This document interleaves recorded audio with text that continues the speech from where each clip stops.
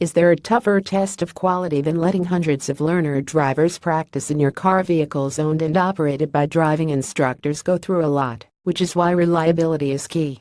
So is fuel economy, because trips to the pumps can easily add up to thousands over the year.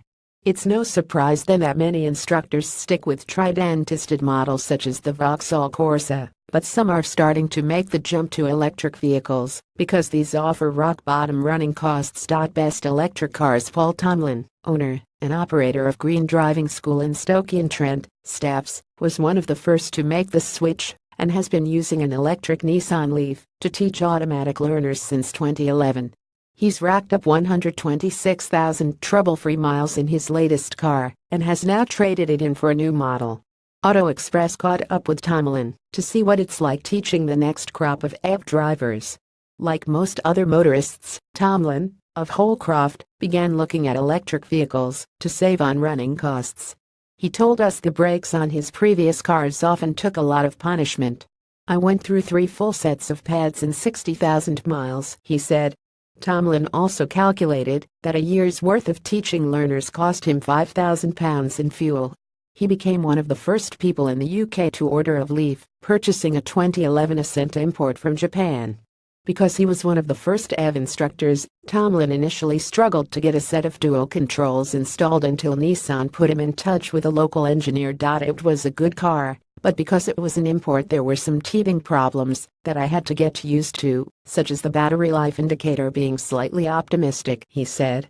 In 2013, he swapped the import for a black 24 kW Leaf Ascent with a 6.6 kWh charger, and hasn't looked back. "I've done 126,000 miles in it, and it's never broken down," he said. "The only thing I've ever had to replace was the windscreen wiper motor at 90,000 miles, and that's it."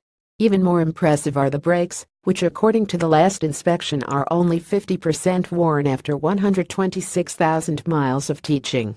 Image 8 of 12. A typical day for Tomlin will see him teach for 4 hours, take a break and charge the car before another 3 hours of lessons.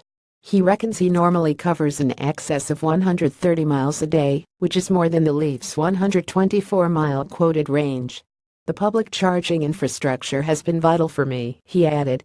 Tomlin said he initially struggled to find enough public charging points, but his local Nissan dealer was able to keep its rapid charger open 24 hours a day. "It's not an issue of range for me, it's all about the rapid charging capacity," he said, adding that the infrastructure must grow if electric vehicles are to become more popular. More than 50 students have passed their automatic tests so far in Tomlin's Leaf, with several others having taken lessons. "There's never a single complaint from them," he said. "In fact, they're all very surprised at how easy the Leaf is to drive." And the instructor told us that his students are often more relaxed in the Leaf than their predecessors were in any of his previous cars, adding this makes it easier to teach them how to drive. Image 11 of 12. But Tomlin isn't just teaching his students how to drive a car. He's helping them become future EV owners by showing them how to charge the Leaf on a timer, where to find charging stations, and which cables to use at them, plus what to do when the car is low on battery. Tomlin told us he also teaches his students how to follow the Driver and Vehicle Standards Agency's DVSA Eco-Safe driving guidelines when braking and accelerating.